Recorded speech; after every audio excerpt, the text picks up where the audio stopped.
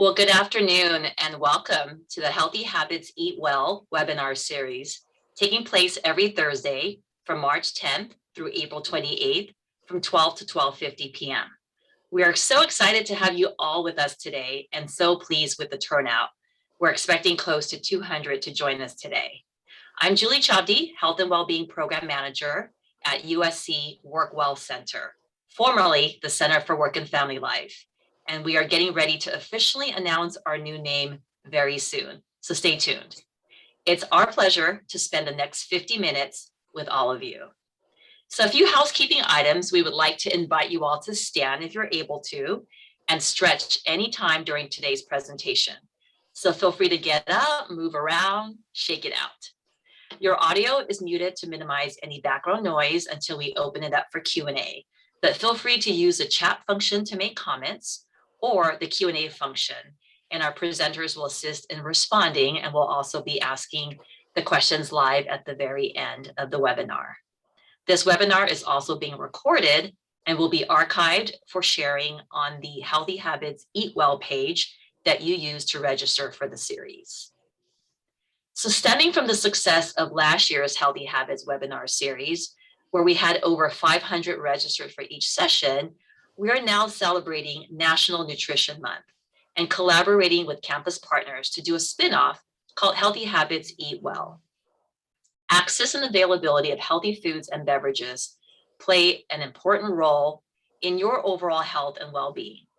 The link between diet and health has been well documented in scientific literature for many decades, and there is continuous growing evidence showing that food and beverages environments conducive to healthy dietary patterns can help individuals achieve and maintain good health and reduce the risk of chronic diseases throughout the entire life stages. So the purpose of this series is to provide you with tips, resources, and support for ways to improve your health and quality of life through nutrition and healthy eating habits. The series is an 8-week nutrition education program, providing you with tools, knowledge, and resources to make healthier food and lifestyle choices that impact your health and quality of life. This series is being sponsored by the Work Well Center in partnership with registered dietitians and nutrition experts from Clinical Nutrition at Keck Medicine of USC, Keck School of Medicine, USC Athletics, USC Hospitality, USC Leonard Davis School of Gerontology, USC Student Health Center, Keck Medicine of USC, and the USC Transplant Institute, Keck Medicine of USC. Here's a look at all 8 of our sessions. And today's session is Celebrate a World of Flavors. We hope you will join the other sessions. For those that attend all 8 of our sessions, you'll be entered into a special raffle for a chance to earn one of many rewards. And we'll also have a raffle at the very end of today's presentation as well, so stick around. So let's get started with Celebrate a World of Flavors. Today's agenda will include Eat Right with MyPlate, Foods Across the Globe, a Q&A, a preview of the next session, and the raffle. And with that, I'd like to introduce our 2 speakers for today. Farika Reyes, Clinical Inpatient Dietitian, and Janita Patel, Clinical Cardiothoracic Transplant Dietitian, both with the Keck Medicine of USC.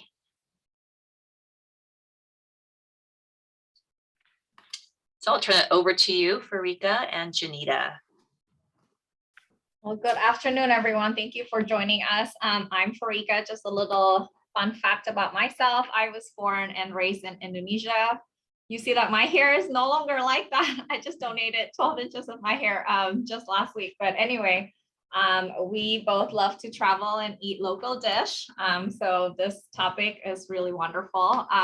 My favorite food is any kind of noodle soup, but this one picture is actually from Indonesia.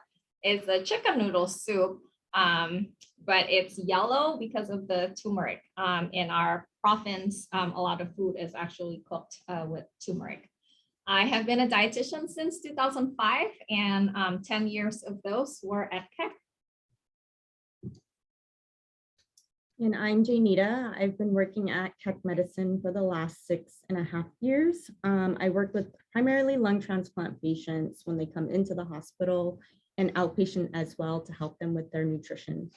My parents actually are from India. They were both born in India. My dad actually grew up in England, while my mom grew up in India. So when they came over here to the US, my mom, of course, who is a good cook, made a lot of homemade foods and meals for us. She's primarily vegetarian, while my father does eat meat. So she kind of adapted to learning how to cook meat dishes, bringing in the Indian flavors as well. One of my favorite meals that she makes is something called binda, which is pictured here. This is okra. It's usually sauteed with oil and a lot of Indian spices, served with whole wheat bread called roti. So the objectives for today is primarily introduce MyPlate and how we can build healthy meals using MyPlate method. We're going to learn about different cultural cuisines from around the world, highlighting specific food items that they use, and also incorporate their spices into dishes that we can make using MyPlate as well. So this presentation is about Celebrate a World of Flavors. This is the theme that is this year's National Nutrition Month. National Nutrition Month is an annual campaign by the Academy of Nutrition and Dietetics to bring awareness around nutrition and help build healthy meals and healthy habits. We are lucky to be living in a diverse population such as Los Angeles, where there are a variety of ethnic cuisines out there. As dietitians, we love to explore different dishes and cuisines, learn about the different flavor profiles. We love to eat. And learning about these different cuisines and flavor profiles can also help us better understand how we can help our diverse patient population. So let's get started on how we can incorporate these diverse foods into building healthy meals. If you see here images about, this is what MyPlate is, okay?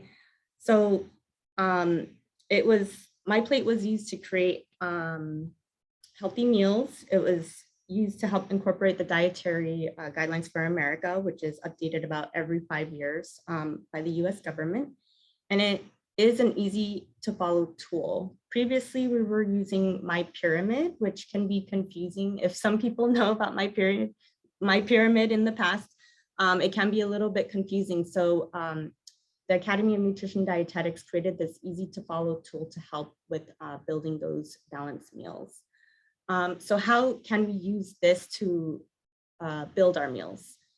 Ideally, you want to start off with a 9-inch plate, cutting it into 4 sections. One section, you want to incorporate proteins. These are proteins that you want to make lean, meaning less fat. The next portion, you want to incorporate grains. Ideally, you want to make at least half of your grains whole grains. And then the next 2 portions, you want to fill your plate with lots of fruits and vegetables. All right, so in celebrating National Nutrition Month this month, and our topic is World of Flavors, today we're also going to talk about some ways from how we can incorporate our healthy meals based on other cultures' food, and think seasonally when it comes into ingredients, because sometimes it's avocado season, so avocado is cheaper in like certain months, so we can use that as in the recipe. And also think about the temperature of the dish.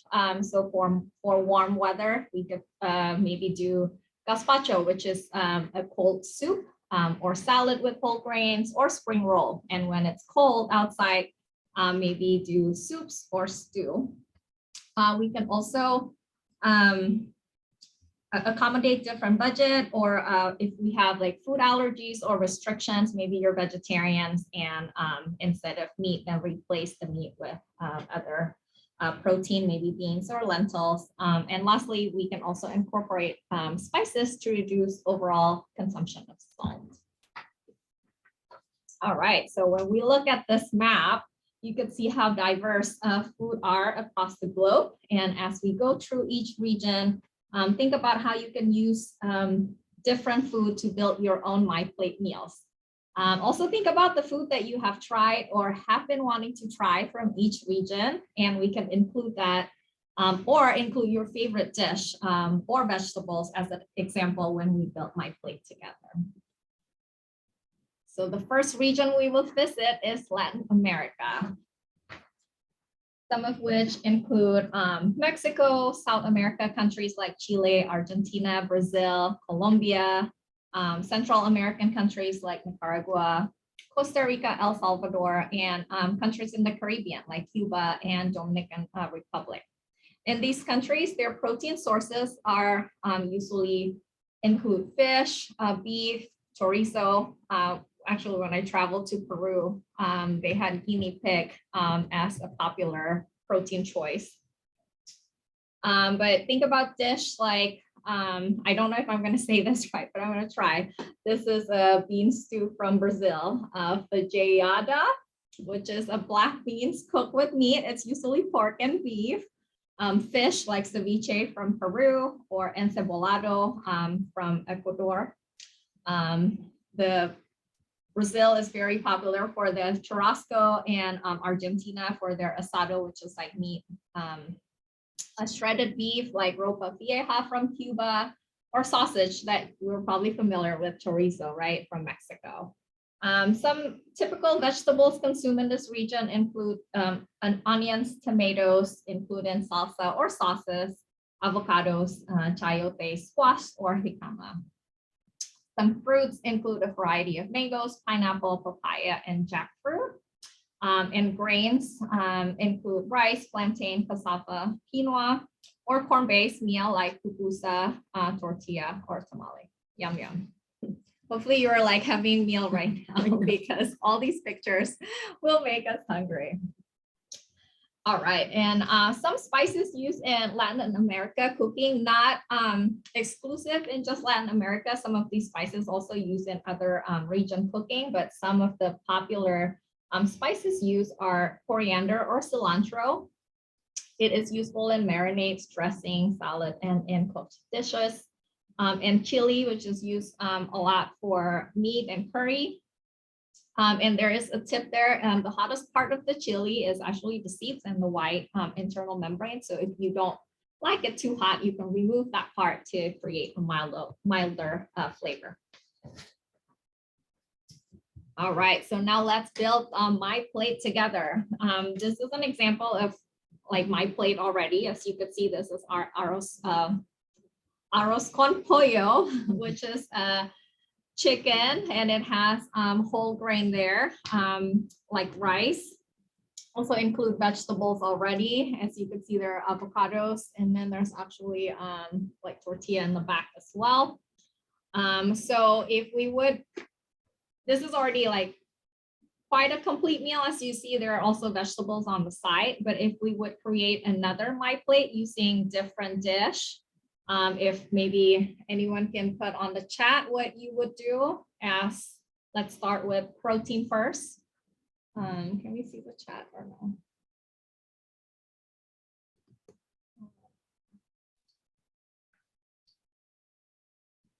Can you see the chat, or do you want me to read it to you? We could see some of them. We could see the last one. I'm not sure. There's only one comment so far. Oh, two now. Feijoada. Yes, thank you. All right, we could start with that. Let's see. So somebody just comment, Kathy. Thank you, Kathy. It is black beans with onions, garlic, pork chop, sausage, garnished with rice. So that's the protein, is the pork chop. Garnished with rice. So that is grains and collard greens and bacon. Okay, that could be vegetables. Lots of collard greens, and then maybe fruit. We just need to add fruit to that MyPlate. So perfect. And then Gigi said chicken fajita and give protein and vegetables. Thank you. Or lentils or black beans. Sarah and Carla. Awesome. Yeah, so ideally you can create, flavorful meals from these different regions using MyPlate and incorporating those fruits and vegetables from those regions. Ideally, you want to make half your plate fruits and vegetables to get all the vitamins, minerals, fiber to help with weight management if that's one of your goals, but also to create just healthful meals. Thank you.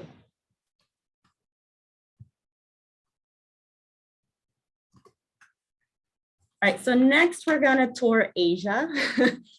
Asia is a pretty big continent, so we're gonna break it down into different regions. We're gonna start off with Central Asia, which may be a little lesser known. The countries in Central Asia usually include, I might butcher some of these countries, so forgive me, Kazakhstan, Kyrgyzstan, Tajikistan, Turkmenistan, and Uzbekistan. Most of their proteins are in the form of mutton or lamb, beef, or chicken. They are known for consuming vegetables like carrots, peppers, and beets. For fruit, one of their most beloved fruits in Central Asia called dovsha in Uzbekistan and gura in Tajikistan. This is kind of like an unripened apricot. It's sometimes eaten as a snack with salt or used as a breath freshener. Some people also pickle it or make jam out of it. So it can be used in salads in the springtime as well. Most of their grains are composed of rice, bread, or naans, which are typically consumed with their meal. So some popular dishes include shashlik, which is a grilled skewered meat, most commonly used with mutton or lamb, but can also be used with chicken or beef or pork. Plav, which is kind of like a rice pilaf. It uses chunks of meat, julienne carrots, peppers, caraway seeds. These dishes usually consumed with breads or naans. And then borscht, which you see here, which is a soup made with beef or pork broth, and it's usually contains heavy starchy vegetables such as potatoes, also carrots, and they always use beetroot, which gives it that red color. Next, we're gonna head to East and Southeast Asia. So these countries, usually East Asia is considered China, Japan, Korea, Mongolia.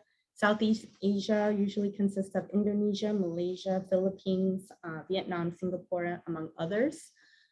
Most proteins, they use a lot of lean proteins. So tofu, seafood, fish usually are encompassed in their meals. High Muslim populations like Indonesia and Malaysia avoid pork due to religious purposes. And sometimes duck is also consumed. In this area, vegetables consumed usually are snow peas, bok choy, Chinese broccoli, kimchi, radish. They eat a whole ton of vegetables. So if anyone wants to add in any other vegetables these countries consume, that would be great. Fruits usually include lychee, dragon fruit, durian, jackfruit, rambutan. And they're also consuming grains like rice. Sometimes rice is wrapped in leaves. Sticky rice, noodles, bao, or steamed buns. Popular dishes include sharshu, which is like a barbecue pork. Sushi is highly consumed in Japan. Tofu is usually consumed in most of these areas as well. Satay, which is kind of like skewered meat. Spring rolls, and prawn laksa. Also in Myanmar, there is a Burmese tea leaf salad, which is pretty healthy. And they do consume a lot of soups using dried kelp, anchovies, or sardines as a base to deliver an umami flavor. Someone mentioned bitter melon as a vegetable, yeah. Thank you for those comments. Next, we'll go to South Asia. So primarily these countries include India, Pakistan, Bangladesh, Nepal, Maldives, Afghanistan, Iran, and Bhutan. In places like India, where there's a variety of different religions, like for example, it's a high Muslim population. So again, they avoid pork. If it's a high Hindu population like Bangladesh and India, these cultures or religions tend to avoid beef. But a lot of times they avoid meat completely. So mostly plant-based sources of proteins are consumed, like lentils, which are kidney bean or lentils and beans. Lentils being dal, chickpeas, mung beans, but fish, chicken, and lamb are also consumed. And they do consume a lot of dairy products. So yogurts are highly involved with some of the curries and side dishes. A lot of vegetables like eggplant, bitter melon is also consumed here in these countries, spinach and okra. Exotic fruits like star fruit, jungle, jalebi, I'm not sure how to say this, kadu kapuli, are also consumed. And falsa, which is an Indian sherbet berry, and guava. And coconut milk is also used for curry-based dishes as well. A lot of grains include rice, basmati rice primarily, potatoes, and roti.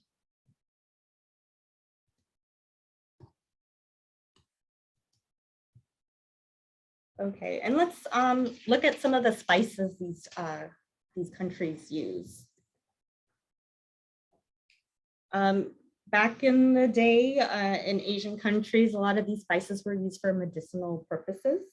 Countries such as India and China use spice as a way to treat diseases or conditions. So in India, turmeric was used to treat respiratory disease, skin disorders, and digestive issues. In China, ginger was used for medicinal purpose as well. Today, ginger is well known to aid with nausea, although there is inconclusive evidence to suggest these spices do contribute or help with these disease and conditions. We do know that spices are a flavor enhancer, and it can minimize the need for salt or sodium, which is good for your heart, or if you're having challenges with high blood pressure or fluid accumulation. So while many people associate spice as spicy or having a burning hot sensation, there are other spices that don't add too much heat to the dish. So when we look at ginger, it is used in many Asian dishes, but it can also be used in cakes, biscuits, desserts, and with fruit and juices. People make smoothies out of using ginger as well. Basil is also used with tomatoes, either fresh or in sauces, and soups and casseroles, salad dressings, pesto, rice. In East Asian cooking, it can be used in curries and soups and noodle dishes. Main form is Thai basil, which is a different kind of basil than the Italian basil. Turmeric is what gives the curry its yellow color, but it's also known for its anti-inflammatory properties. And garlic is most widely used worldwide, and we use it a lot in marinades, dressings, sauces, stir fries, and slow cooked dishes. So a little tip, garlic releases more flavor when it has been chopped or mashed. So let's look at how we can make some of these Asian dishes MyPlate. You see the picture at the top here. It is like a chicken curry. So this is made out of typically yogurt, maybe some tomatoes and some spices, and served over basmati rice. Any ideas on how we can make this meal more of a MyPlate meal? Feel free to include it in the chat.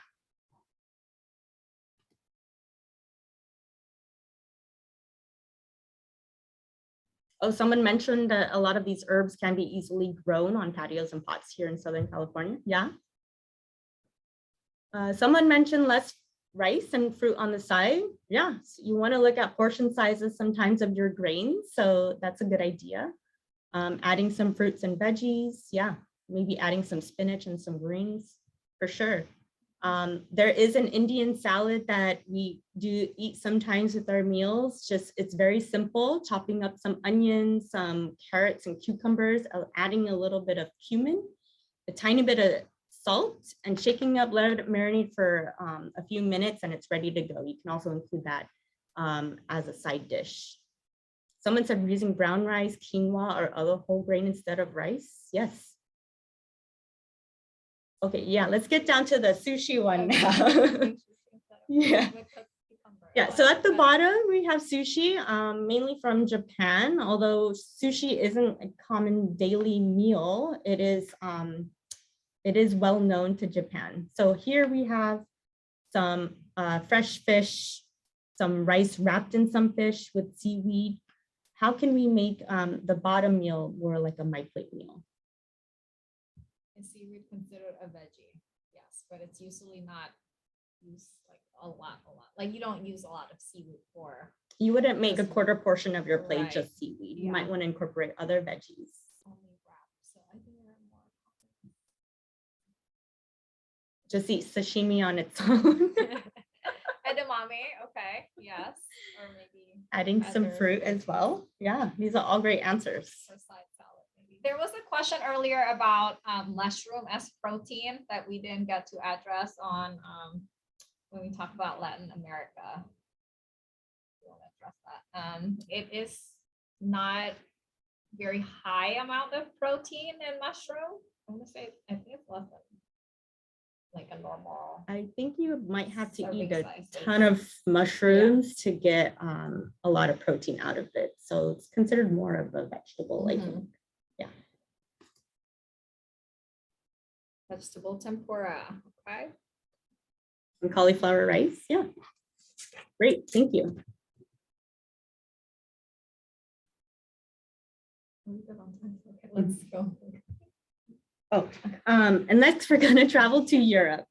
So European countries include France, Italy, England, Spain, Ireland, Greece, Finland, among others. A lot of, I guess, red meat is consumed, lamb, sausage, beef, sometimes duck and veal from France. Fish is also widely consumed along with dairy products like cheese and eggs as well. Some vegetables, typically root vegetables like potatoes, are consumed, right? We're thinking fish and chips from England. Tomato, cucumbers, and eggplants and bell peppers are also widely consumed in a popular dish called ratatouille. We have fruits like grapes, apples, pears, cherries, raisins, pretty standard, and also grains like breads, rice, pasta from Italy. There's also stuffed dumpling like pierogies from Poland.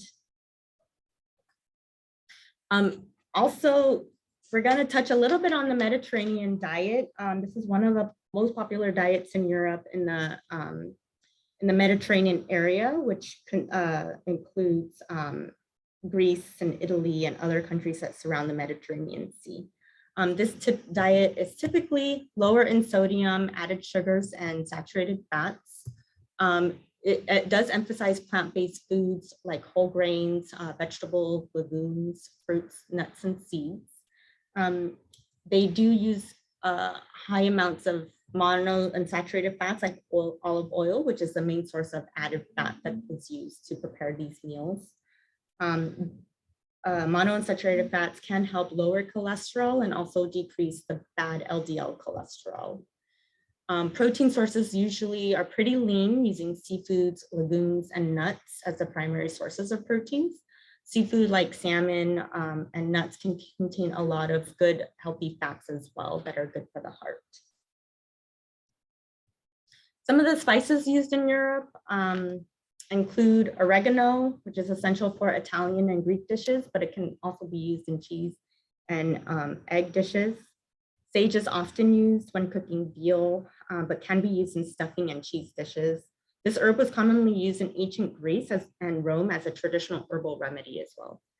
Thyme is typically used in casseroles and adds a ton of flavor to soups and poultry stuffing, which we probably know when we're preparing Thanksgiving meal about most of these herbs that we're discussing right now.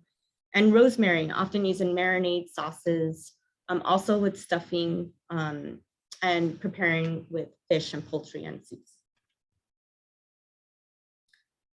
So this is kind of like an Italian pasta shrimp dish. How would we want to MyPlate this meal? Any ideas?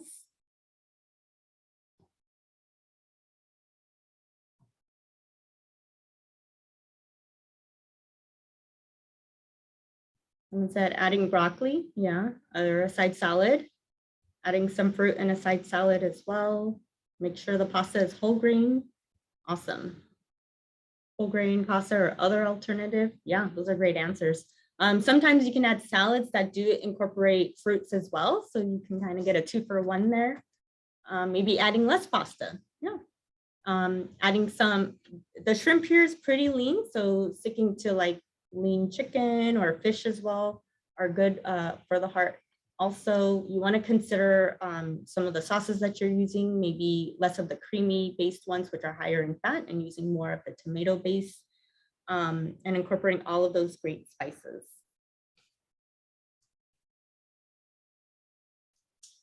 Tomatoes are fruit. Oh, tomatoes are fruit, right?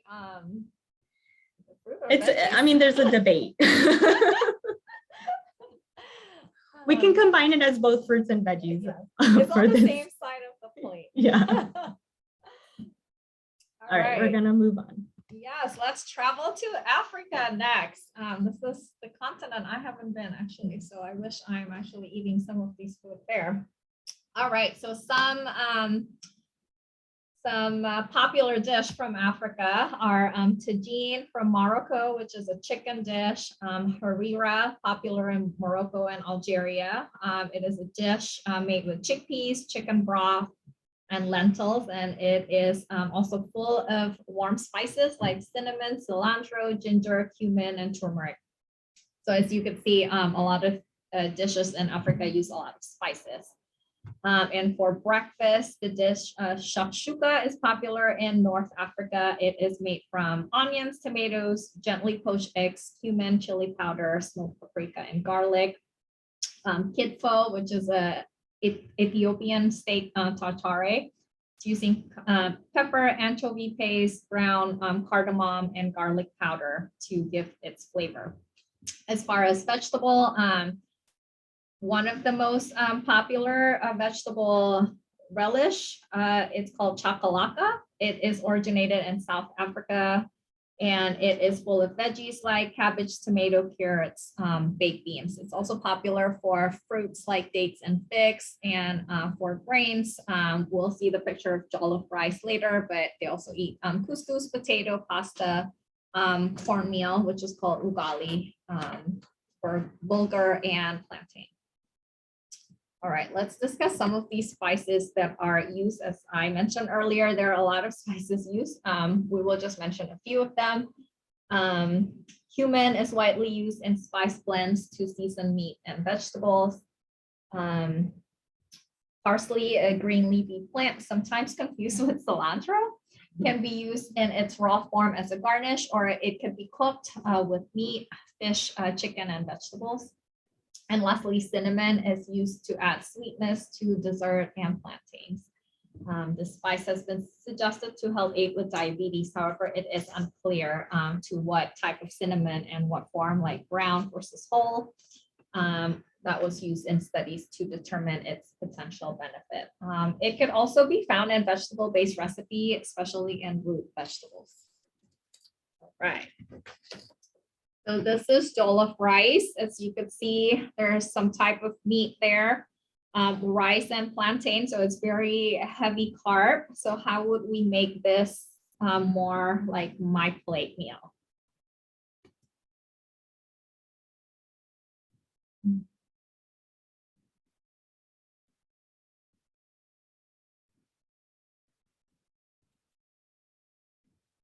Add veggies. Okay, less rice, add veggies or fruit.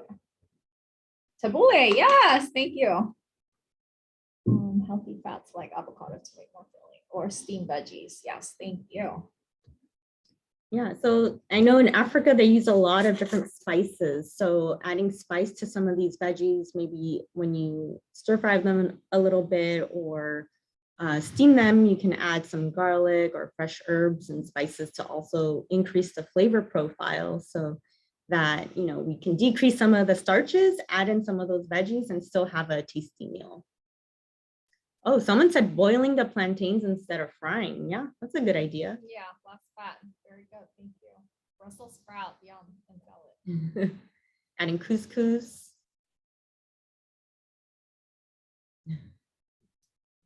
All right, I think we read all the suggestions. Do they taste good boiled? We should try it. Air fryer. Love air fryer. Oh. Best investment. Yeah. Thank you guys. Cumin, yes. All right. Did we travel the world already? Yeah. Okay. All right, so hopefully you guys learned about MyPlate and how to create healthy, balanced meals using the MyPlate tool. We did go through different food groups. I know it was a lot of information, but hopefully you guys got some tips and ideas on how you can build those healthy meals using foods from around the world. Make sure to use those spices, experiment with them to help reduce your sodium intake and also increase your vegetable intake. I know sometimes vegetables can be pretty bland. So definitely incorporating those spices into those vegetables can help increase your intake. These are some of our references, and then I'm going to stop sharing. Great. Well, thank you so much, Janita and Farika, for that wonderful presentation. I am so hungry now. After listening to that, I want some sushi and some fajitas and some pita bread and oh my goodness. So feel free to put your questions in the chat or the Q&A. We have about 8 minutes. We do have some questions that were in the chat that was missed. So I'm going to go over them and ask you the questions live now. There was a question about what's the difference between a spice and an herb? If one of you can answer that. I mean, herbs are probably more like plants, leafy greens. We think about those things. Spices, you know, are more, I guess, dry. I'm not sure if I'm, you know, answering it correctly, but that's how I identify spices versus herbs. We have parsley as an herb. We have rosemary, thyme, cilantro. Those can be considered more herbs versus some of the seeds like cumin seeds, coriander seeds, which actually coriander seeds are seeds that grow cilantro. Yeah. So I think more of the seedlings are probably considered more of the spices. But we also think of chilies, right? There's different types of chilies. There's dried chilies, which can be formed into a powder, or the fresh ones that we use in cooking that have different heat profiles as well. And so it can be very confusing, but that's how I would identify it. I don't know. But both can lower your sodium intake. That is our bottom line, is to promote spice and herbs. Great. I think somebody just posted a link. Probably, hopefully it's similar to what Janita just said. Thank you for researching it. All right. And someone asked, what's the Indian salad called that you mentioned earlier? Oh, you know, to be honest, I don't know what the name of it. I just know that my mom makes it occasionally. But it's very, it's just very basic. You know, you could use red or white onions, like 1:1:1 ratio between red or white onions, carrots, and then cucumbers, just chopped very finely, adding maybe half a teaspoon of cumin, maybe a 1/4 teaspoon of salt, and giving it a shake and, you know, tasting it, see how if you're okay with the spice and the saltiness of it, adjusting as needed, and it's very, very basic. Sorry, I don't know the name of it though. Great. Well, someone's asking for the recipe, so maybe we can send that out along with the rest of the handouts and other things that we'll be sending to all of you. In the chat, we have clarification. An herb is the green leafy part of the plant. A spice comes from the root, stem, seed, fruit, flower, or bark of the tree or plant. So thank you for that Awesome. Yeah, explanation. And someone asked, is that salad called raita, R-A-I-T, raita? Raita.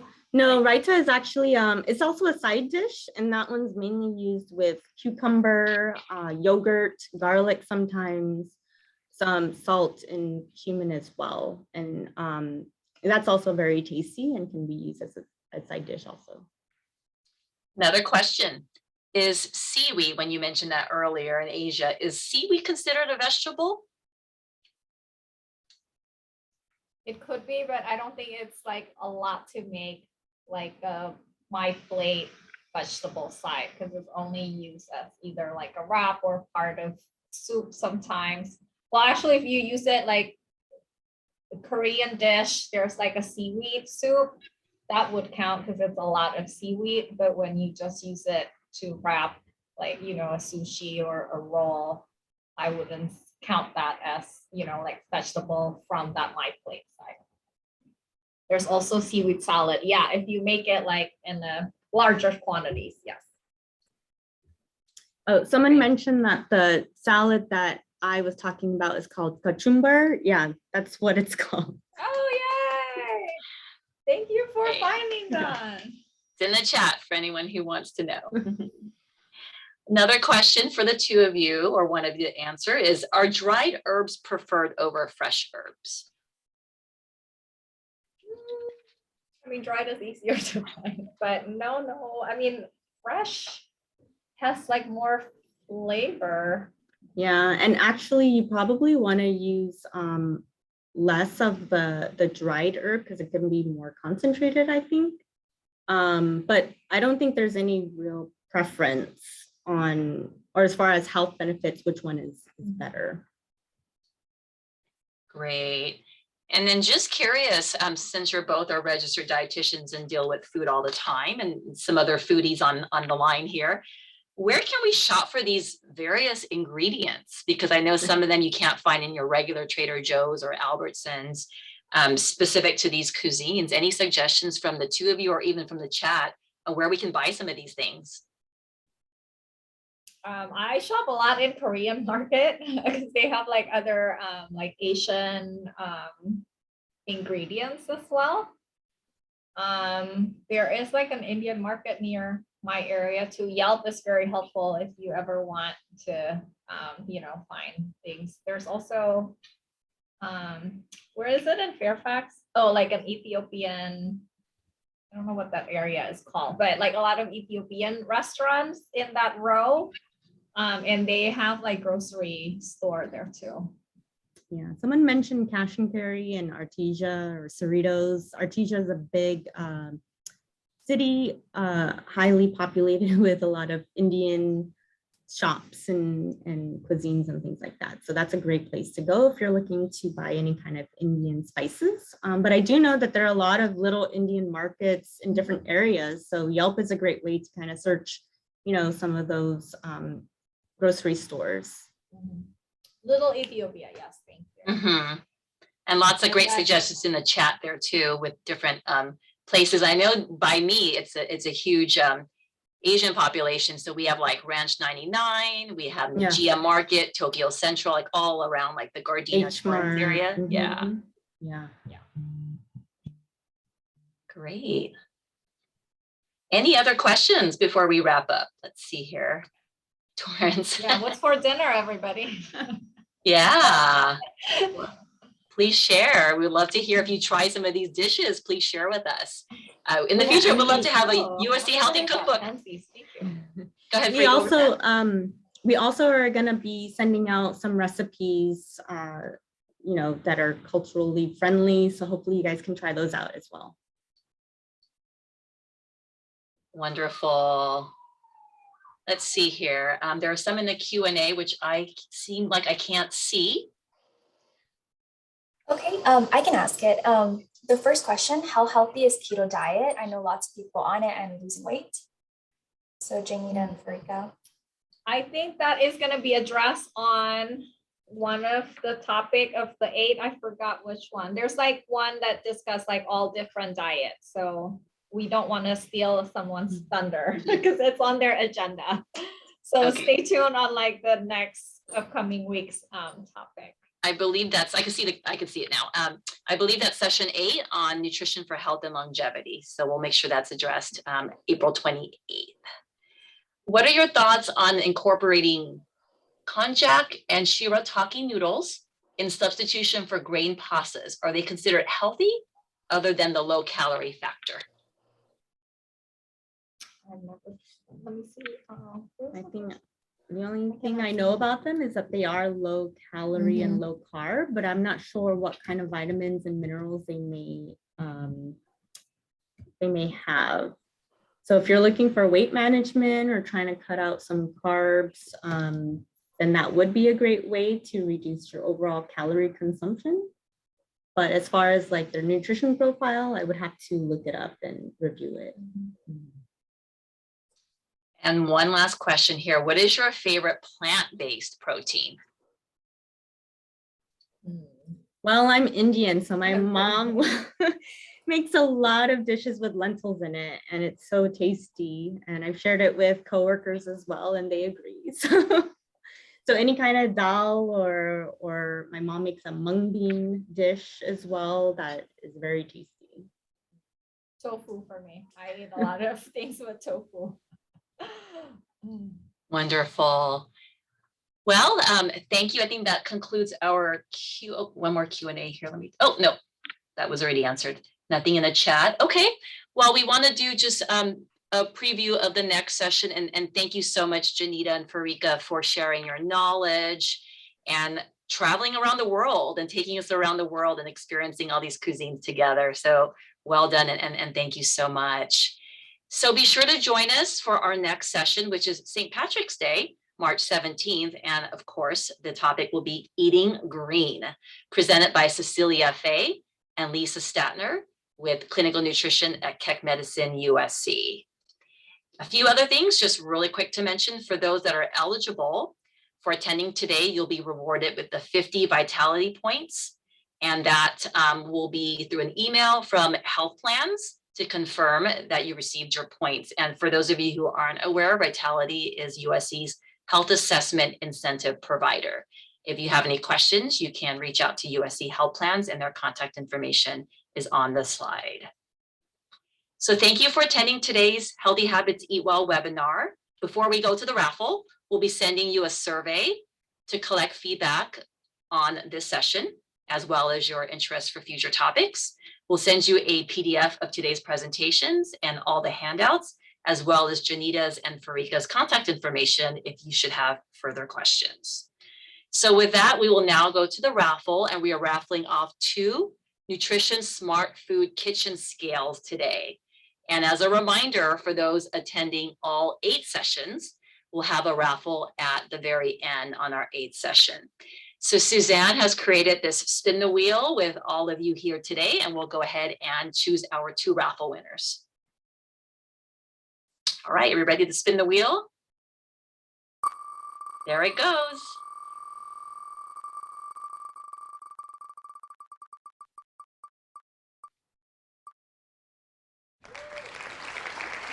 Thomas Kim is our first winner. We'll be reaching out to you, Thomas, to coordinate delivery of your prize. And our second lucky raffle winner is